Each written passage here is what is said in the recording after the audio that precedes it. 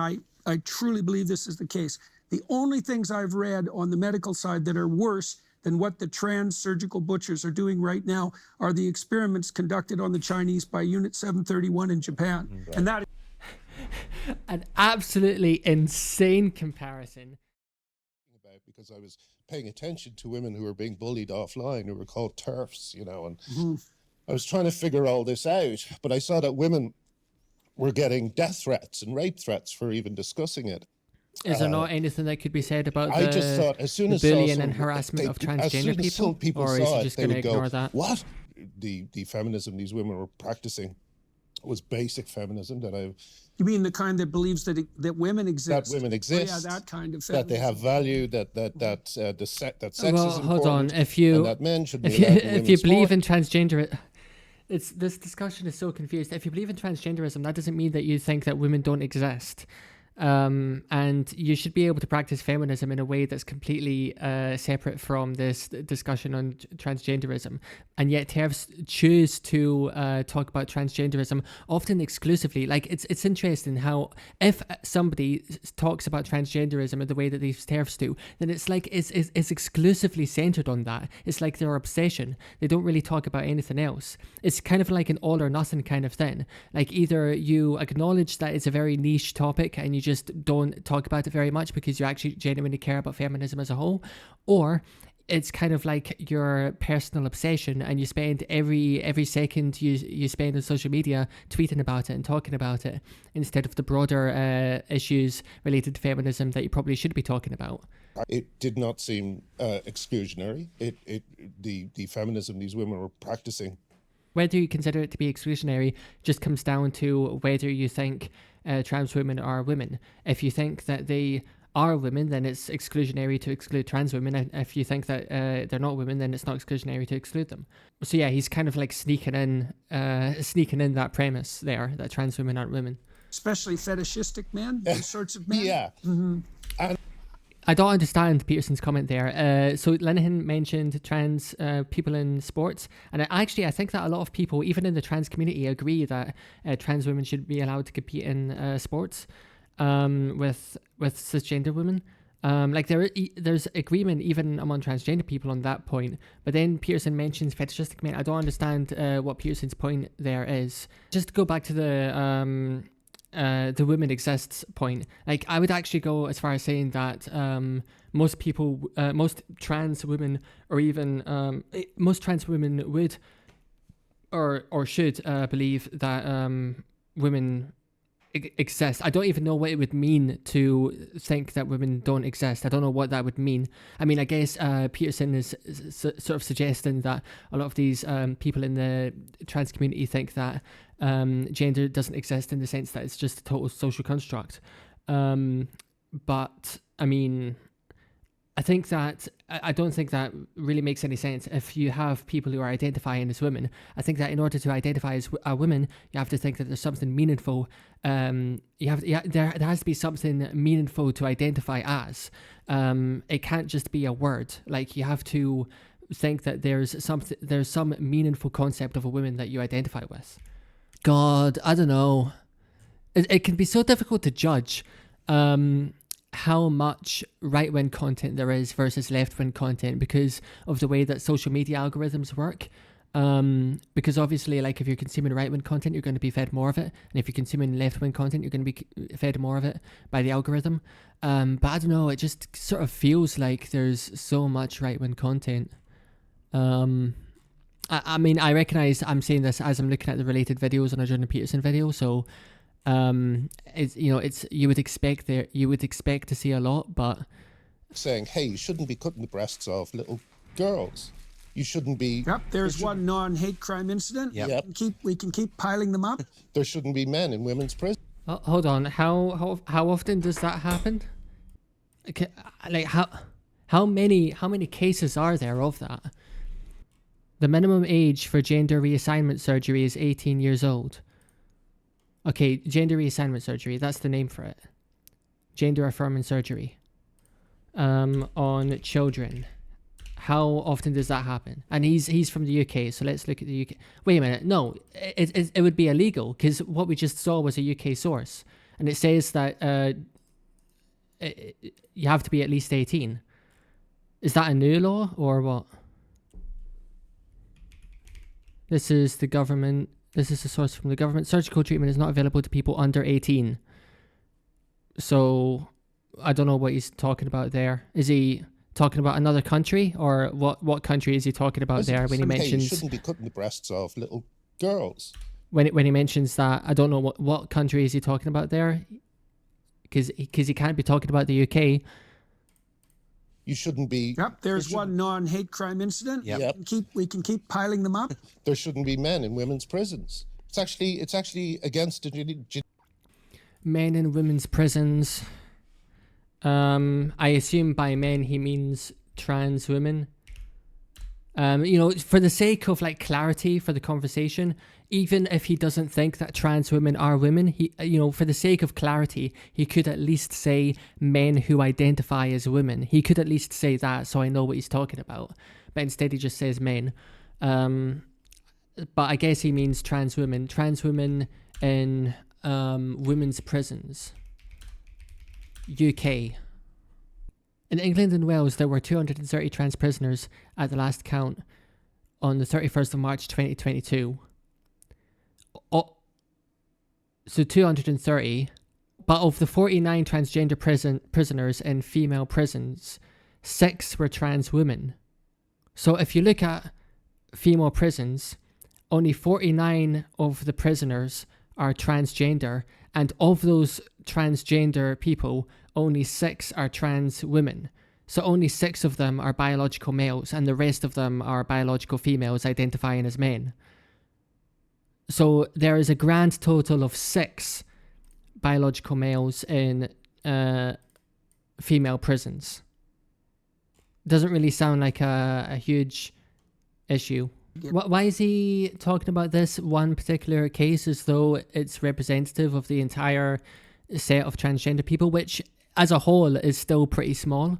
It should always be pretty suspicious when somebody's like talking about a whole group of people, a whole group of people, and then they talk about like 1 or 2 individuals within that group. And they don't even attempt to make an argument that those 1 or 2 people that they're talking about are representative of the group as a whole. I think that should always be a little suspicious, because otherwise what's the point in talking about them? I mean, part of me is very angry for the fact that no one in my career stood up for me, but another part kind of understands, because the language around this issue is so deliberately confusing. Nobody stood up for you. I mean, why can't you stand up for yourself? I mean, you have your own individual views and you're expressing those views, so you should be able to defend those views. I always think that you shouldn't, like, what's the point in expressing views if you're not even willing to defend them? Like, you wouldn't walk into a room, say something, and then immediately walk out. You need to say something with the interest in having a dialogue. Why would you have to be prepared to defend your own views. And yes, the conversation is, the discourse can be very confusing for a lot of people, but that doesn't, I don't really see what the point there is.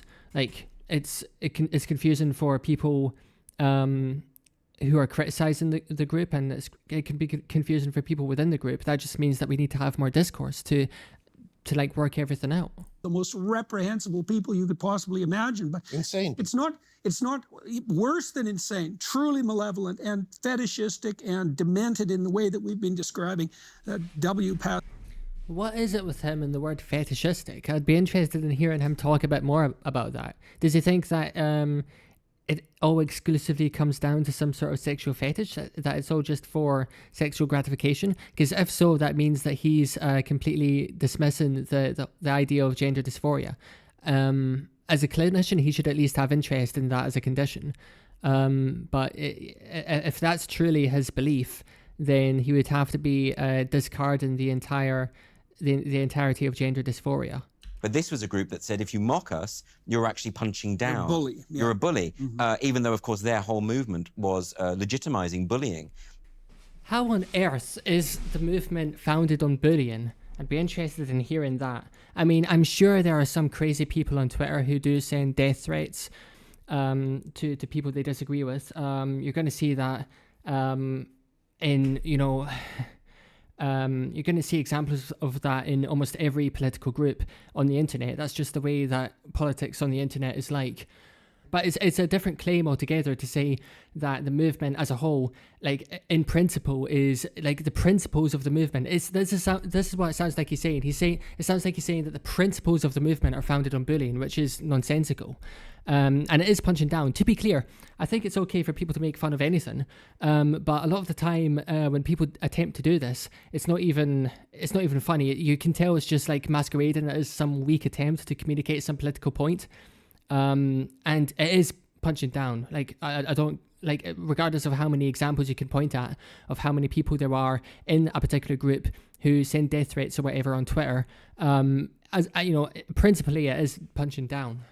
That if you can change the meaning of fundamental word combination like men and women, then everything falls apart. That's exactly.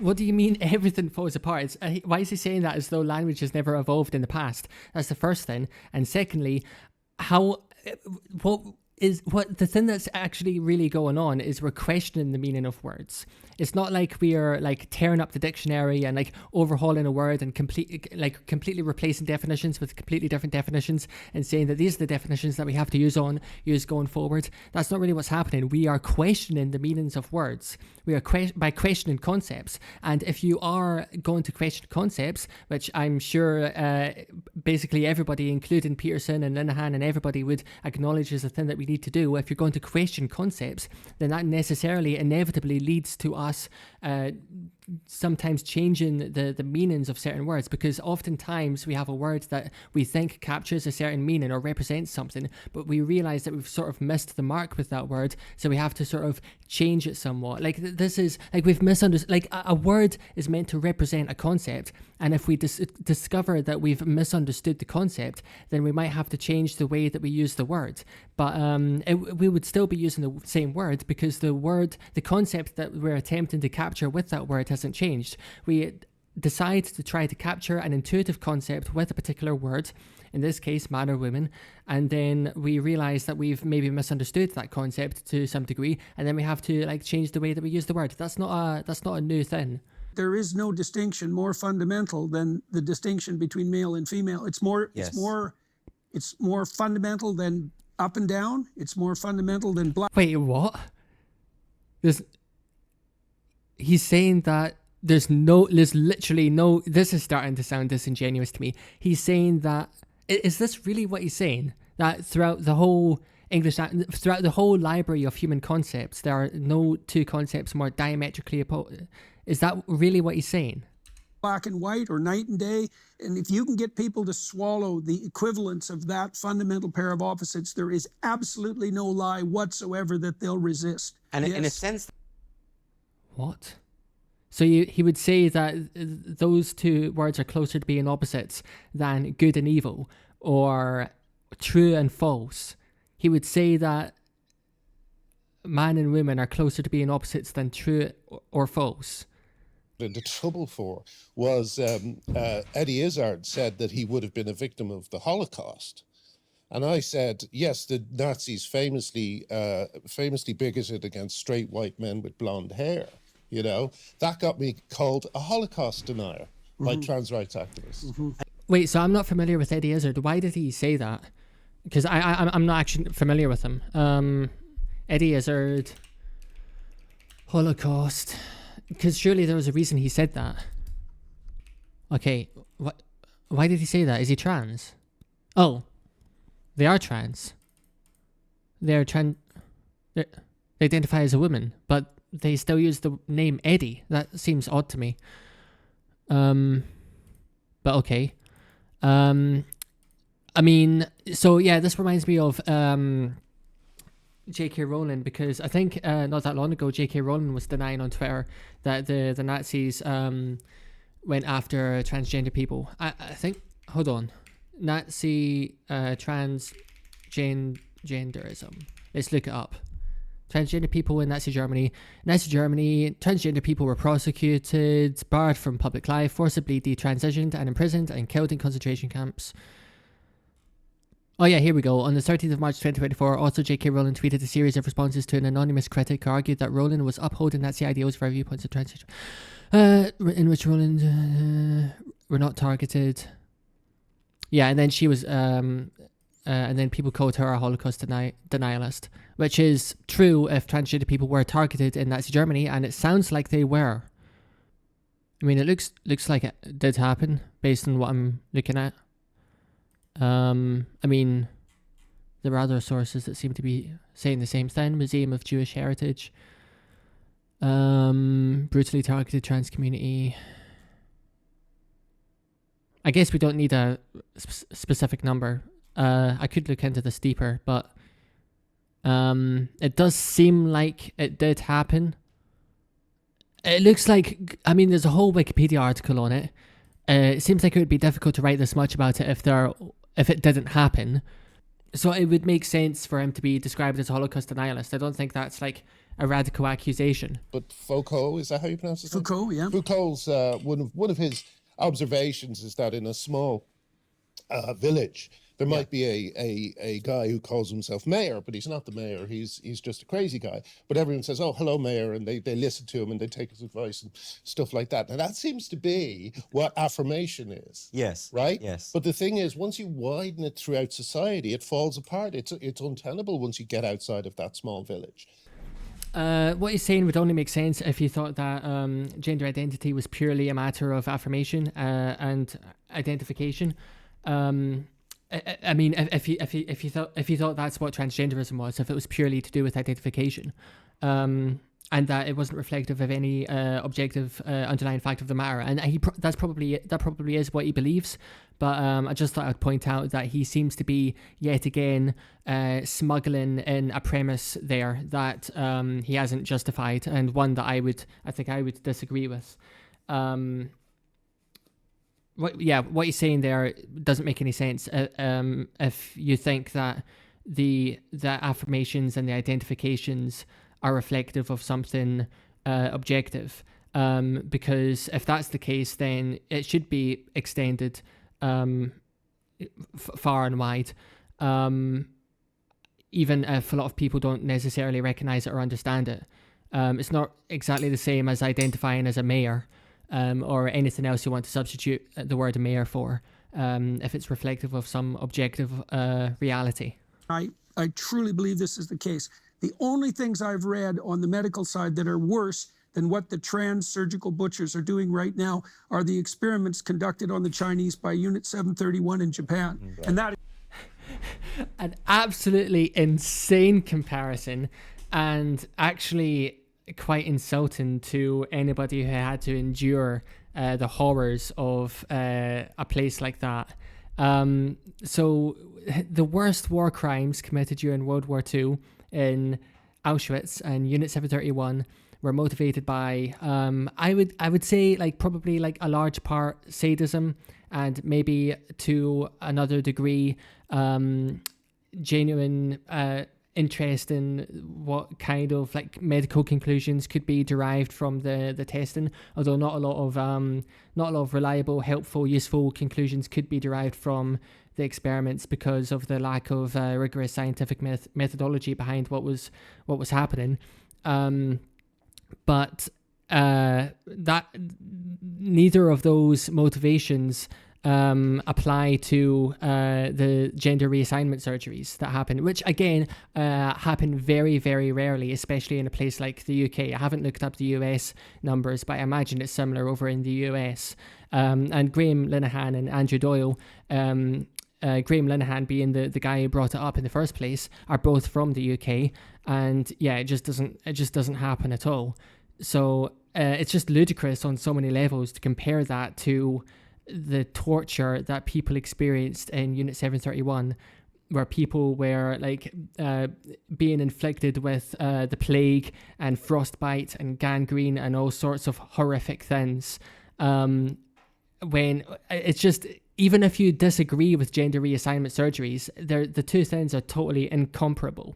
like, even if you disagree that it's helpful to give people gender reassignment surgeries, it doesn't compare in the slightest to the atrocities of World War II. It doesn't. And again, this makes me suspicious that Peterson is being disingenuous, because there's no way he actually thinks that. Surely the only reason he's drawing a comparison between these two things is for emotional reasons, because it just works him up emotionally. And he is a very, very emotional guy. Like, it's so interesting how somebody who talks so much about how, like, the woke are like snowflakes who can't handle, like, people being offensive or anything, and he seems to want to encourage everybody to be offended. He seems to get really, really emotional when worked up over such tiny niche issues, to the point where he almost cries or literally cries, and he ends up spouting bullshit like this in conversations like this one. It's unbelievable. It's amazing. You're blocking the puberty of a child on the basis of that pseudo-religious belief. I mean, that's already unjustifiable on any metric, I would have thought.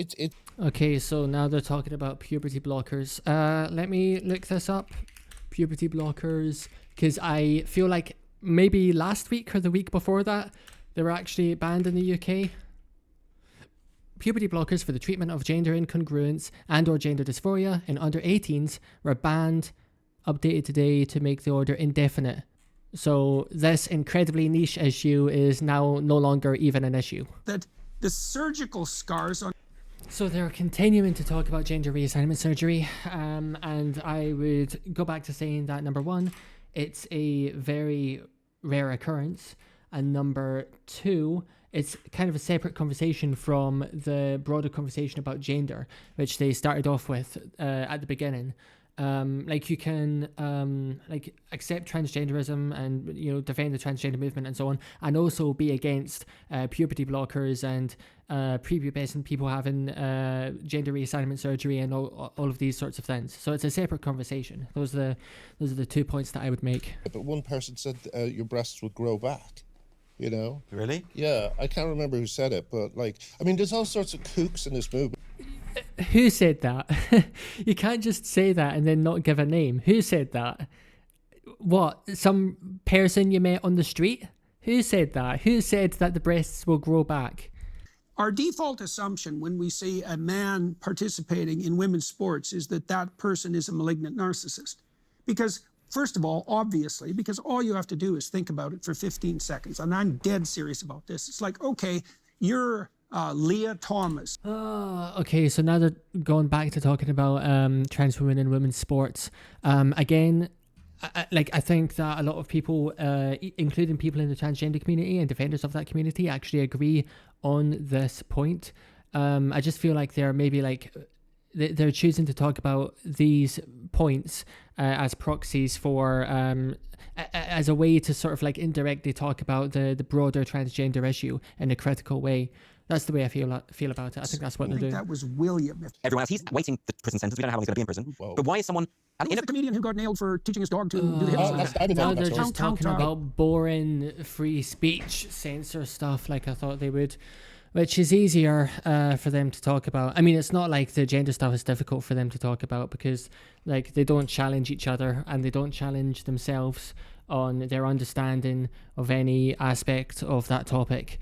So yeah, it should be more difficult in principle, but it's about as easy for them in practice as it is for them to talk about the free speech and censor stuff. But yeah, this is more boring because it's stuff that you've heard like 1,001 times. Yeah, it looks like they're just going to spend the rest of the conversation talking about cancel culture, which is really boring. So I think I'm just going to stop listening to them there. The summary is that they're not very sharp when it comes to the topic of gender.